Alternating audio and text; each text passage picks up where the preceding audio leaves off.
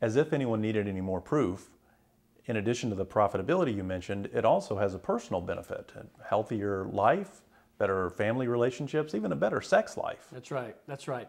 This was a big surprise. I didn't know a lot about this area. And a funny story, it was many years ago, the best work compliment I ever got actually didn't even come from someone who worked for me. It came from the spouse of someone who worked for me.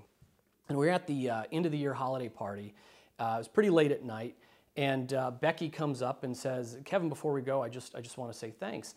And I think she's thanking me for the party. So I say, "Oh, it's great to get everyone together this time of year." And she says, No. She says, "I want to thank you for making my marriage better."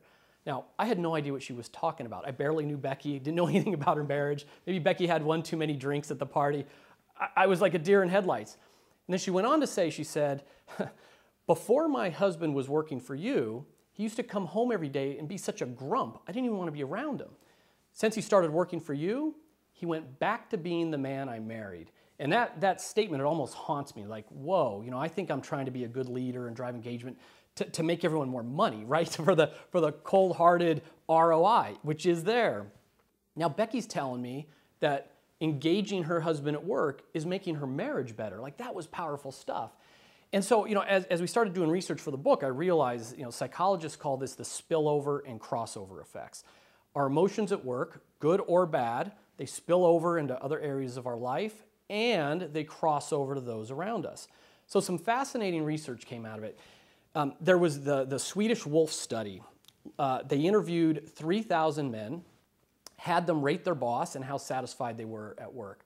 And then they tracked the men over 10 years.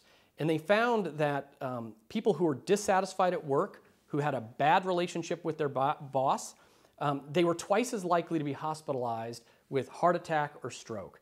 So there's a bad boss can kill you, actually, yes.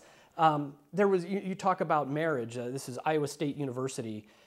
They were studying how much work stress spills over into a marriage. And of course they saw that. That was well documented. But the surprise was that they found out that it was a one-to-one correlation. The amount of stress you feel from work, your spouse feels the same amount of stress. The correlation was exactly the same. Complete one-to-one correlation. And of course, as you mentioned, they saw the more stress there was in the relationship, driven by being disengaged at work, the less intimacy in the marriage. So, it was just, something that we realize, you come home grumpy, that night's not going to go so well. You come home after a good day at work, you open a bottle of wine, sit down for dinner, that's an evening that has some possibilities. And then the one that really surprised me was the impact that job satisfaction has on your kids. So the researchers looked at 189 fathers who had 4th or 5th grade kids at school. And every day they'd ask the dad to fill out a survey. How engaged are you at work? How satisfied are you at work?